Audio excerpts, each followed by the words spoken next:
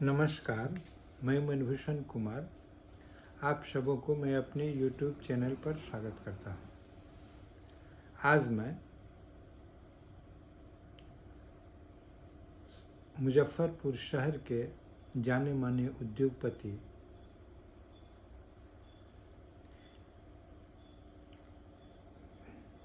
बिहार के राजनेता और समाज सेवी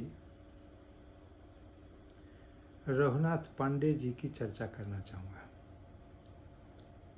आज उनका पुण्यतिथि है, इसलिए उनको सादर नमन। 24 सितंबर 2001 को उनका स्वर्गवास हो गया था। उन्होंने अपने परिश्रम के बल पर इतनी लंबी लकीर खींच दी जिसके बारे में किसी को सोचना भी असंभव है। गरीब घर में जन्म लेकर कोई व्यक्ति कितना ऊंचा हो सकता है, उसका प्रतीक थे रघुनाथ पांडे।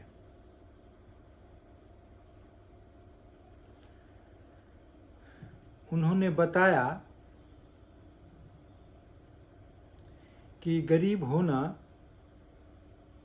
कोई गुनाह नहीं है, लेकिन गरीब रह के मर जाना, गरीबी से नहीं जूझना, अपने जीवन में संघर्ष नहीं करना, यह किसी भी व्यक्ति के जीवन में बहुत बड़ा गुनाह है।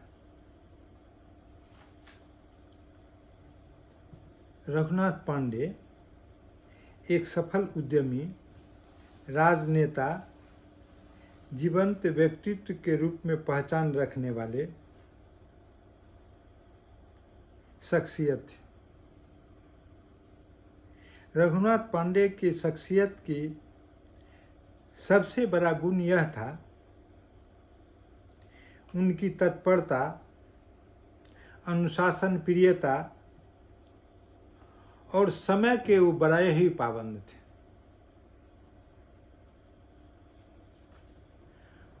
वह इतनी ऊंचाई पर इसलिए पहुंच पाए कि वो समय को पहचानते थे, समय की कीमत को जानते थे। सच्चाई है कि बाद के दिनों में, पहले तो उनको घड़ी नहीं था, बाद के दिनों में उनका घड़ी हमेशा 10 मिनट फास्ट रहता था। और जब उनको कोई भी व्यक्ति आमंत्रित करता था तो लोग दूसरे राजनेता के भांति समझते थे कि आएंगे, लेकिन चूंकि उनका घड़ी हमेशा 10 मिनट फास्ट रहता था तो कार्यक्रम आरंभ होने से 10 मिनट पहले वो कार्यक्रम स्थल पर पहुंच जाते थे। और जे ही रघुनाथ पांडे जी कार्यक्रम स्थल पर पहुंचते थे कि कार्यक्रम करने वाले में अफरा तफरी मच जाता था। वो सोचते भी नहीं थे कि वह व्यक्ति जो इतना बड़ा नेता है वह समय से पहले ही हमारे समक्ष उपस्थापित हो जाएगा। यह उनकी बहुत बड़ी गुण थी। रघुनाथ पांडे की संघर्ष की गाथा देखें तो उनका जन्म बखरी गांव में हुआ था और उनकी पढ़ाई लिखाई गांव में हुई। फिर बाद में जब जीवन की संघर्ष यात्रा का उन्होंने आरंभ किया तो पहले तो उनको दिखाई नहीं दे रहा था कि कहां से आरंभ किया जाए। फिर उन्होंने एक मार्ग चुना। वो मधुबनी जाकर कपड़ा ले आते थे, खासकर खादी का, और साइकिल पर घूम घूम कर बेचा करते थे। फिर उन्होंने स्टेशनरी का दुकान किया। फिर पैसा जुटाकर उन्होंने ट्रांसपोर्ट के कार्यक्रम को विकसित किया। एक समय में उनके पास 250 से अधिक बस अमर ज्योति के नाम से चला करता था। एक बार रघुनाथ पांडे ने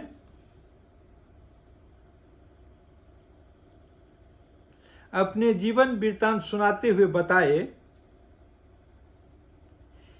कि जब वो कपड़ा घूम घूम कर बेचा करते थे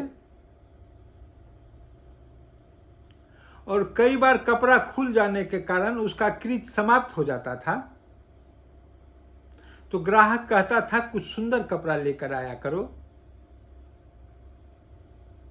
तो उस क्रम में वो दूसरे दिन समय निकालकर उस कपड़ा को फिर से धोकर उसमें कुछ मार देकर कुछ ऐसा तत्व दे कि कपड़ा कड़ा हो जाए और उसको पुनः आयरन करके ले जाते थे और उसी कपड़ा को उसी ग्राहक के यहाँ फिर से बेचते थे और ग्राहक उस कपड़ा का प्रशंसा करता था। व्यापार की इतनी सूझबूझ रघुनाथ पांडे में थी। शहर का कोई जमीन ऐसा नहीं था जिसका खाता खेसरा इस व्यक्ति के जुबान पर नहीं होता था। शहर का ज्ञान इतना था, शहर के चप्पे चप्पे को अपने पदचाप से उसने नापा था। कोई ऐसा गली मोहल्ला नहीं था जहां जाकर वो कपड़ा नहीं बेचे थे। यह रघुनाथ पांडे की शख्सियत थी और उन्होंने अपना पहचान बनाया और पहचान बनाने के बाद जब उनका व्यापार बढ़ता गया तब उसमें राजनीति की रुचि आई। मन में इच्छा हुआ कि हम भी कुछ राजनीतिक क्षेत्र में करें और समाज को दें। फिर उन्होंने 1972 में नगर पालिका का चुनाव लड़ा और नगर पालिका के अध्यक्ष निर्वाचित हुए। 2 कार्यकाल तक उन्होंने नगर पालिका के अध्यक्ष के रूप में कार्य किया और कई बार आपको YouTube पर उनका फोटो देखने को मिल जाएगा कि वो साइकिल से ही नगर पालिका के अध्यक्ष होने के बावजूद नगर निगम जाया करते थे। यह उनका पहचान था।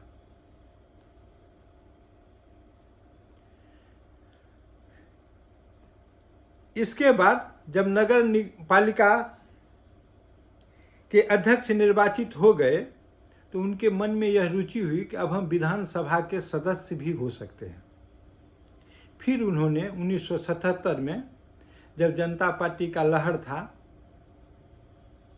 इन्होंने मीनापुर से जाके अपने किस्मत को आजमाने का काम किया। इन्होंने मीनापुर विधानसभा से विधानसभा का चुनाव निर्दलीय रूप में लड़ गए। परिणाम यह हुआ कि कांग्रेस के प्रत्याशी महंत राम किशोर दास को पराजय मिल गया और नागेंद्र प्रसाद सिंह वहां से 1977 में निर्वाचित हो गए। इनका राजनीतिक यात्रा रुका नहीं। मीनापुर चुनाव के बाद इनका एक पहचान बन गया था। 1980 में जब मध्यावधि चुनाव हुआ तब ये कांग्रेस पार्टी के टिकट पर मुजफ्फरपुर नगर से चुनाव जीतने में सफल हुए। 1980, 1985 और 1990 में इन्होंने विधायक के रूप में जीत दर्ज किया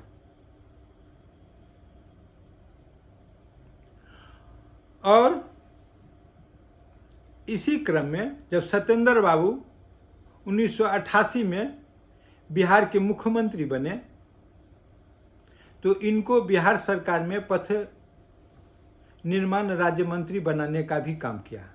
रघुनाथ पांडे सत्येंद्र बाबू के सरकार में मंत्री थे। एक और घटना कही जाती है, 1991 में ये जॉर्ज फर्नांडिस के खिलाफ मुजफ्फरपुर से लोकसभा का चुनाव लड़े थे। चुनाव तो और भी ये कई लड़े, लेकिन यह महत्वपूर्ण चुनाव था। इस चुनाव में कहा जाता है कि जनता ने इन्हें जिता दिया, लेकिन उस समय लालू प्रसाद जी का राज था यहाँ बिहार में। लेकिन जनता तो इन्हें जिता दिया, लेकिन प्रमाण पत्र मिला जॉर्ज फर्नांडिस को। इसके बाद इन्होंने 1991 के लोकसभा चुनाव को न्यायालय में चुनौती दिया, और न्यायालय में चुनौती देने के बाद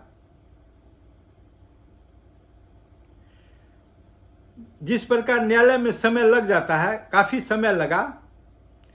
फैसला जब तक न्यायालय का आए मात्र 4 दिन बचा था उस लोकसभा का कार्यकाल का।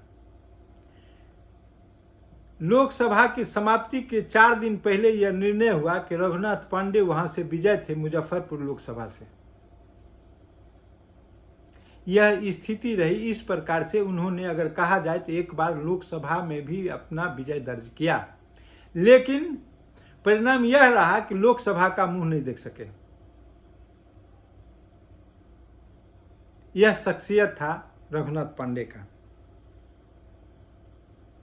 ये गांधीवादी नेता थे।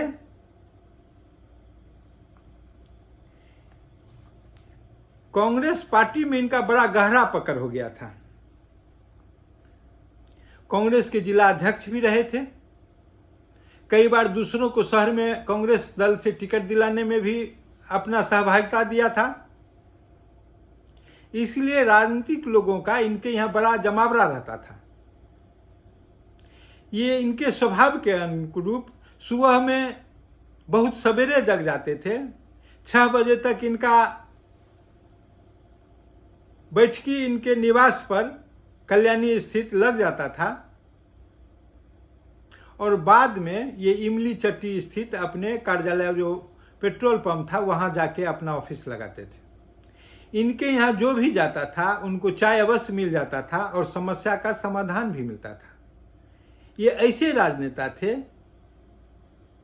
जो कभी झूठ बोलने का प्रयास नहीं करते थे। जो काम होने वाला है वह कहते थे कि हो जाएगा,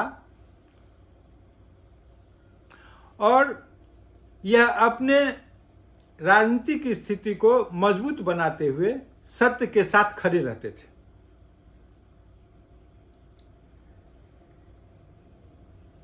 बाद में चंद्रशेखर सरकार के मंत्री, बल्कि रक्षा मंत्री, पूर्व के डीजीपी ललित विजय सिंह की बेटी विनीता विजय के साथ इनके पुत्र का विवाह हुआ, और बाद के दिनों में इन्होंने एक रेखा खींच दिया और पुत्र के लिए व्यापार छोड़ दिया, अमर पांडे के लिए, जो अभी कोऑपरेटिव के अध्यक्ष भी हैं, और पुत्र वधू के लिए राजनीति छोड़ दिया। रघुनाथ पांडे जी के बारे में कहा जाता है कि शहर में उनका बहुत ही योगदान है। शहर में उन्होंने शिक्षा के क्षेत्र में काम किया। झपहा में श्री कृष्ण मेडिकल कॉलेज जो है, कहा जाता है कि उनके द्वारा बनवाया गया है। विद्या विहार विद्यालय के संबंध में कहा जाता है कि उनके द्वारा संचालित किया जाता था। बिजनेस मैनेजमेंट कॉलेज उनके द्वारा संचालित किया जाता है। होम्योपैथ मेडिकल कॉलेज उनके द्वारा संचालित किया जाता। इसके बाद के दिनों में Raghunath Pandey memorial law college जो है, यह भी उनके द्वारा स्थापित किया गया। और भी कई छोटे छोटे संस्थान हैं। अपने गांव बखरी में पूसा के पास उमा पांडे कॉलेज उन्होंने डिग्री कॉलेज स्थापना किया, जो कि अंगीभूत इकाई है। इस प्रकार शिक्षा के क्षेत्र में इनका शहर में और दूसरे जगह भी बहुत बड़ा योगदान रहा।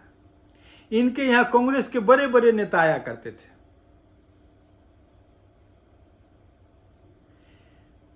प्रणब मुखर्जी जो कि पूर्व राष्ट्रपति रहे हैं,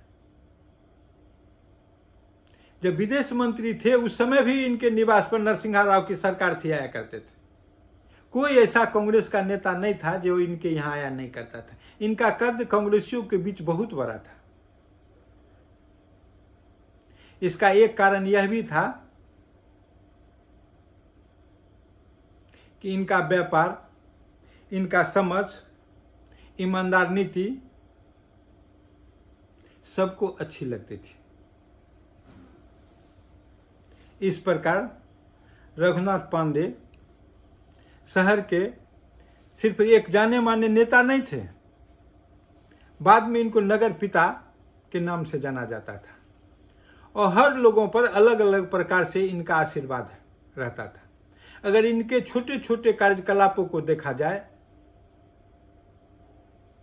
तो बहुत विस्तृत इनका अध्ययन किया जा सकता है। ये सही मायने में शोध के विषय हो सकते हैं कि एक गरीब व्यक्ति किस प्रकार से इतनी ऊंचाई तक जा सकता है। और कोई साधारण ऊंचाई नहीं है, असाधारण ऊंचाई तक इन्होंने अपने कर्म के बल पर, ठीक वैसे ही जैसे कीचड़ से उठकर कमल अपने उद्घोष की, अपनी स्थिति की उद्घोषणा करता है, उसी प्रकार यह व्यक्ति गरीबी से में पनप कर और अमीरी का परचम फहराने का काम किया है। इनका युग था, ये शहर के युग पुरुष थे। इनके साथ ही वह युग शहर में समाप्त हो गया। शहर में शायद कोई दूसरा रघुनाथ पांडे न हो। अगर यह वीडियो आप सबों को अच्छा लगा हो तो सब्सक्राइब करें और बेल आइकन दबाने का